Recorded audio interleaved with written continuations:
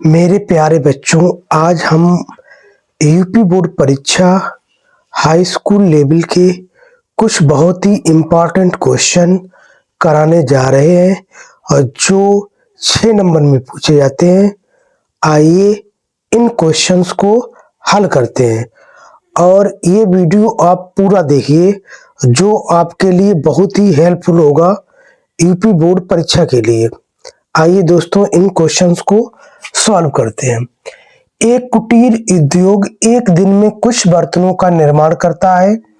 एक विशेष दिन ये देखा गया कि प्रत्येक नग की निर्माण लागत उस दिन के निर्माण किए गए बर्तनों की संख्या के 2 गुने से 15 अधिक थी। यदि उस दिन की कुल निर्माण लागत 2250 थी तो निर्मित बर्तनों की संख्या एवं प्रत्येक नग की लागत ज्ञात करो। दोस्तों ये बहुत ही बेहतरीन क्वेश्चन है और जो 2025 के एक सेट में ये क्वेश्चन पूछा गया है। तो देखो कितना शानदार दोस्तों क्वेश्चन है और हम इसको हल करते हैं। हम मानेंगे दोस्तों, माना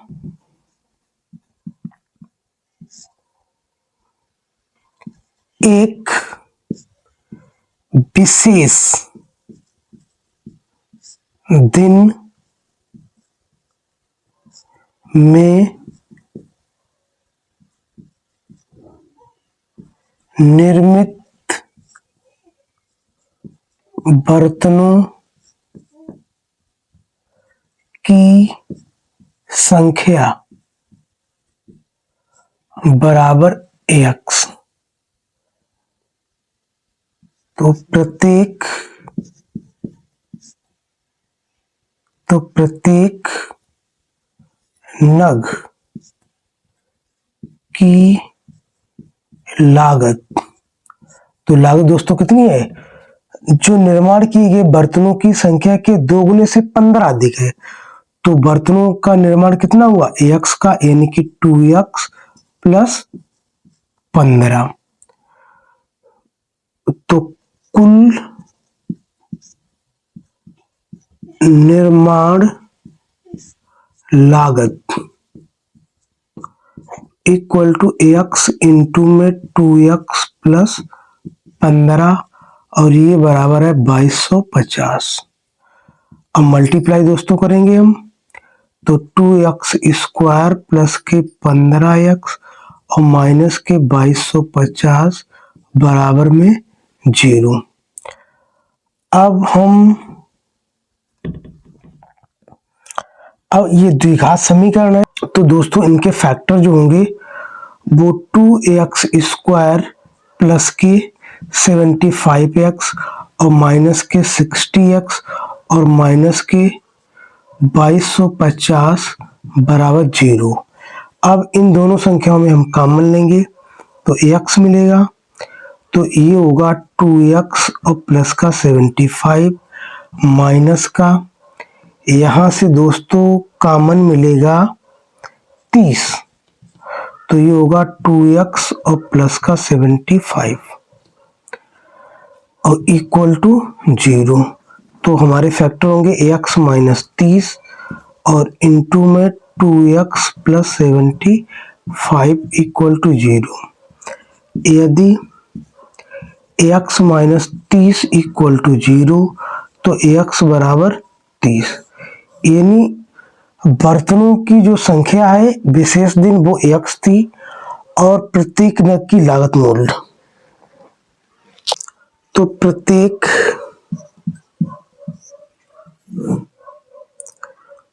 नग की लागत ये आएगी 2x प्लस 15।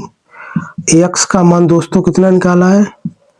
30 और प्लस के 15, तो 30 दूनी 60 और प्लस का 15, ये आएगा हमारा 75।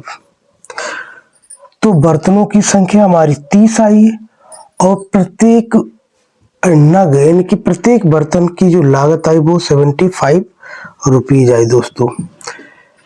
देखिए दोस्तों कितना शानदार क्वेश्चन है और ये 2025 के एक सेट में आया हुआ है 6 नंबर में। और देखिए कितना इसका शानदार दोस्तों सलूशन है। देखिए बच्चों अब अगला क्वेश्चन देखते हैं इसका क्या है कि 2 अंकों की एक संख्या और उसके अंकों को उलटने से बनी संख्या का योग 99 है। यदि संख्या के अंकों का अंतर 5 है तो संख्या ज्ञात करो। ये क्वेश्चन दोस्तों यूपी बोर्ड परीक्षा 2025 में 6 नंबर में पूछा गया है, तो हम मानेंगे दोस्तों। आइए इसको हम हल करते हैं बच्चों। माना 2 अंकों की संख्या का इकाई का अंक बराबर में x, तो धाई का अंक बराबर में y। तो हमारी संख्या दोस्तों क्या होगी 10y प्लस x। अब क्वेश्चन कह रहा है कि अंकों को उलट दो, यानी कि जो हमारी कंडीशन है, कंडीशन फर्स्ट कह रहा है कि 10y प्लस x ये संख्या है हमारी और इसके अंकों को उलट दो, उनका योग यानी कि 10x प्लस y और इन दोनों का योग कितना दिया गया है 99। तो ये हमारा हो जाएगा 11x plus 11y equal to 99। 11 common लेंगे तो x प्लस y बराबर में 99। तो ये 11 से 9 बार जाएगा तो x प्लस y बराबर में 9। ये समीकरण हमारा क्या दोस्तों हुआ 1। अगली कंडीशन जो हमारी दी गई है कंडीशन सेकंड, अंकों का अंतर कितना है 5, यानी कि x माइनस y और बराबर में 5। इसको हम क्या देंगे समीकरण 2। अब समीकरण 1 2 को क्या कर दो जोड़ने पर। क्यों जोड़ा गया है दोस्तों, क्योंकि जो हमारा ये y और y एक प्लस का है एक माइनस का है, अपोजिट साइन है, तो इनको हम जोड़ेंगे तो ये हमारा कैंसिल होगा। x और प्लस x 2x होगा और 9 प्लस 5 ये 14 होगा। तो x का मान 14 यानी कि 14/2 और 2 से डिवाइड करेंगे तो 7। तो x का जो मान आएगा वो 7। अब x का मान चाहे समीकरण 1 में रख दो चाहे या 2 में रख दो, तो हम करेंगे x का मान समीकरण 1 में रखने पर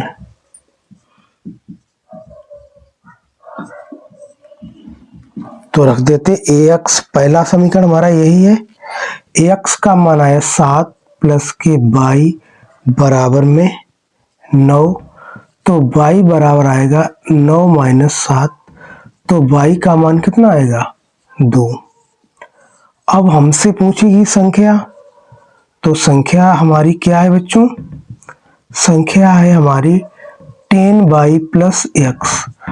तो 10 इंटू y का मान 2 और x का मान कितना है 7, तो ये हो जाएगी 20 प्लस के 7 और ये हमारी हो जाएगी 27। ये कितना शानदार क्वेश्चन है और हमने इसका कितना शानदार सलूशन दिया है। अब आइए बच्चों अगला क्वेश्चन करते हैं। क्या है, एक नदी के पुल के एक बिंदु से नदी के सम्मुख किनारों के अवनमन कोण क्रमशः 30 डिग्री और 45 डिग्री है। यदि पुल के किनारों से 5 मीटर की ऊंचाई पर हो तो नदी की चौड़ाई ज्ञात करो। आइए बच्चों इस क्वेश्चन को हम हल करते हैं। माना हमने इसका हम चित्र बनाएंगे बच्चों। एक बिंदु हमारा ये है और एक बिंदु हमारा नदी का किनारा ये है। पुल इससे कहाँ पर है? ऊंचाई पर है। कितनी ऊंचाई पर है बच्चों? तो 5 मीटर की ऊंचाई पर है। कितना है? 5 मीटर।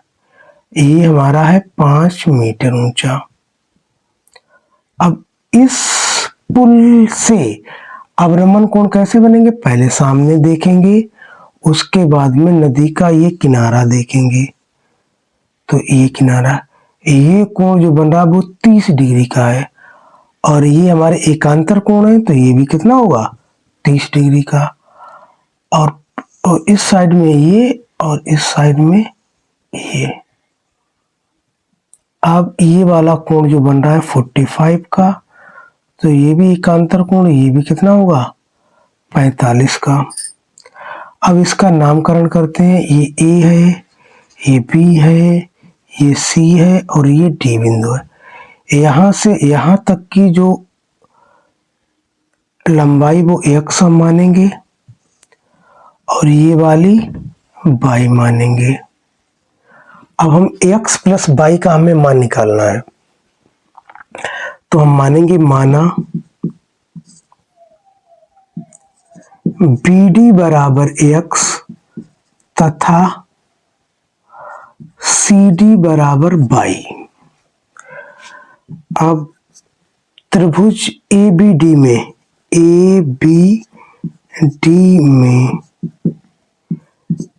tan 30 अंश बराबर tan थीटा होता है लंब बटे आधार। तो लंब हमारा क्या है? AD और बटे में आधार हमारा है BD। tan 30 का मान होता है 1/√3 और AD का मान 5 और BD का मान x। तो हम अगर क्रॉस मल्टीप्लाई करेंगे तो x बराबर होगा 5√3 और इसको हम इक्वेशन 1 मानेंगे। उसके बाद में त्रिभुज ADC में tan 45 बराबर में AD अपॉन में CD। tan 45 का मान 1 और AD का मान 5 और ये CD का मान 22। तो यहाँ से y इक्वल टू कितना होगा? 5। ये समीकरण 2। अब नदी की चौड़ाई, तो नदी की चौड़ाई कितनी है? ax plus y। यही मान हमें निकालना है। ax का ये मान आया, वो कितना आया? 5√3 और y का मान आया है 5। 5 को कॉमन लेंगे तो ये √3 प्लस 1 और √3 का मान आपको क्वेश्चन में गिवन है 1.732 प्लस का 1, तो ये आएगा 5 इंटू में 2.732।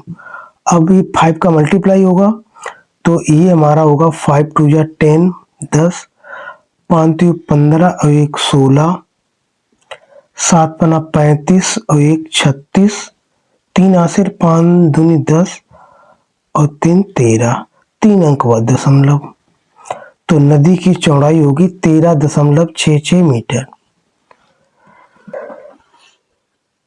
अगर बच्चों, अगर आपको ये मेरा सलूशन बहुत बेहतर लगा हो तो हमारे इस चैनल को सब्सक्राइब करो और अपने दोस्तों के पास ये हमारा वीडियो शेयर करो।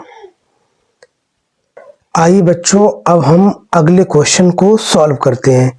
क्या हमारा क्वेश्चन है, एक 7 सेंटीमीटर वाले एक घनाकार ब्लॉक के ऊपर एक अर्धगोला रखा है। अर्धगोले का अधिकतम व्यास क्या हो सकता है? इस ठोस का पृष्ठीय क्षेत्रफल ज्ञात करो। तो इसका चित्र दोस्तों बनाना थोड़ा कठिन काम है, फिर भी घन तो हम नहीं बना रहे हैं। ये मान लो एक घन है और इसकी लंबाई, चौड़ाई और ऊंचाई क्या होती है? बराबर दोस्तों। और इस पे एक अर्धगोला रखा है ऐसा, तो इसका व्यास क्या हो सकता है? तो इसका व्यास जो है वो एक घनाकार जो हमारी आकृति है उसकी भुजा हो सकती है। तो सबसे पहले अर्ध गोले का अधिकतम व्यास घनाकार बर्तन की भुजा होगी।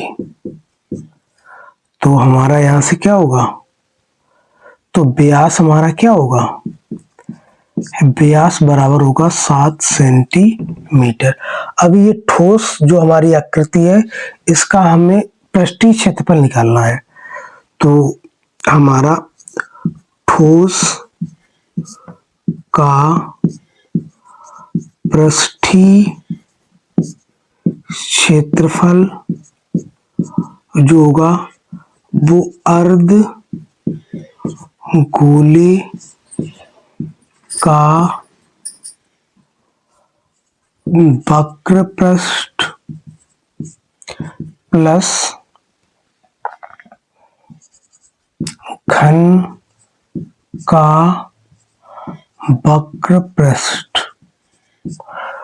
तो अर्धगोले का वक्र पृष्ठ कितना होता है दोस्तों, कि अर्धगोले का जो वक्र पृष्ठ होता है वो होता है 2 पाई r स्क्वायर प्लस ये घन का जो वक्र पृष्ठ होता है वो हमारी चारों दीवारों का क्षेत्रफल प्लस आधार का क्षेत्रफल, ये हमारा होगा 5a स्क्वायर प्लस।